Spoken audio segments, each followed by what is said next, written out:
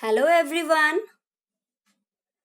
Now, this is Priyanka Mishra, your SST teacher, and once again we are here with some new topics from the chapter that is already continuing in your class, Nazism and the rise of Hitler.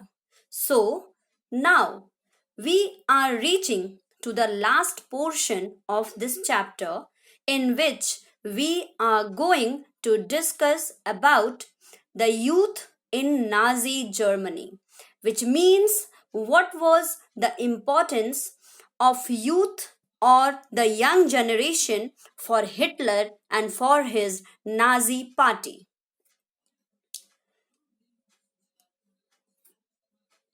So, first of all, Hitler was very much interested in the youth of the country.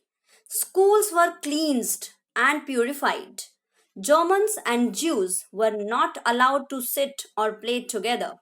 In the 1940s, Jews were taken to the gas chambers as we have already discussed. Introduction of racial science to justify Nazi ideas of race that we know created the racial hierarchy in Germany. Children were also taught to be loyal and submissive to their country and also to hate the Jews and worship Hitler. Youth organizations were responsible for educating German youth in the spirit of National Socialism. That means what Hitler wanted, that every youth of the country must be filled with a strong spirit of socialism and nationalism.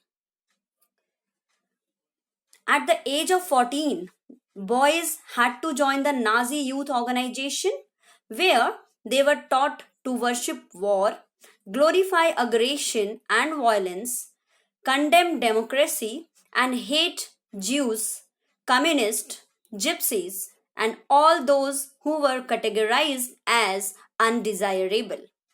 Later, they joined the labor service at the age of 18 and served in the armed forces and entered one of the Nazi organizations. In the year 1922, the Youth League of the Nazis was also founded to train the youth in this regard. The next topic that is coming to us is the Nazi cult of motherhood. Actually, in Nazi Germany, children were told that women were different from men. Boys were taught to be aggressive, masculine, and steel hearted, and girls were told to become good mothers and rear pure blooded Aryan children. Girls had to maintain purity of the race, distance from Jews, look after their homes, and teach their children the Nazi values. But still, all mothers were not treated equally, even in the German clan. Different awards were also given to the mothers for their performances or for their contribution towards the nation. First of all, honors crosses were awarded to those who encouraged women to produce more children. Bronze cross for 4 children, silver for 6, and gold for 8 or more. Women who maintained contact with Jews, Poles, and Russians were paraded through the town with shaved heads, blackened faces, and placards hanging around their necks announcing, I have sullied the honor of the nation. That was such a humiliating act for the woman. Now, the next topic is coming to us, the art of propaganda. As we have already discussed, what is propaganda? Basically means for when some ideologies are spread to influence the people. That is called propaganda. Nazis termed mass killings as special treatment, like final solution for the Jews, euthanasia for the disabled, selection and disinfections. Evacuation meant for deporting people to gas chambers. Gas chambers were labeled as disinfection areas and looked like bathrooms equipped with fake shower heads. Nazi ideas were spread through visual images, films, radio, posters, catchy slogans, and leaflets. That means what Hitler wanted was every person who were living in Germany at the time must follow the Nazi ideology.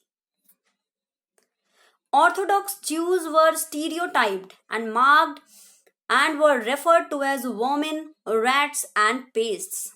The Nazis made equal efforts to appeal to all the different sections of the population. They sought to win their support by suggesting that Nazis alone could solve all their problems. After that, how did ordinary people were affected by the crimes committed by the Nazis? People started seeing the world through Nazi eyes and spoke their Nazi language. They felt hatred and anger against Jews and genuinely believed that Nazism would bring prosperity and improve the general well being. One renowned scholar, Pastor Niemöller, protested an uncanny silence amongst ordinary Germans against brutal and organized crimes committed in the Nazi Empire. Another author, Charlotte Berath, in his book The Third Reich of Dreams, described how Jews themselves began believing in the Nazi stereotypes about them. That means we can consider here what was the impact and the influence of Nazi view of the world and even for the Jews. And the last topic that is coming to us is knowledge about the Holocaust. First of all, let us discuss a little bit what is the meaning of the word Holocaust. Holocaust basically means for a severe situation, a situation full of sorrow, full of sadness, full of empathy. So, we know that the Second World War ended and Germany was ultimately defeated. While Germans were preoccupied with their own plight, the Jews also wanted that the world must remember the atrocities and sufferings that they had endured during the Nazi killing operations. And the Jews basically referred to that time period of the Nazi crime as Holocaust.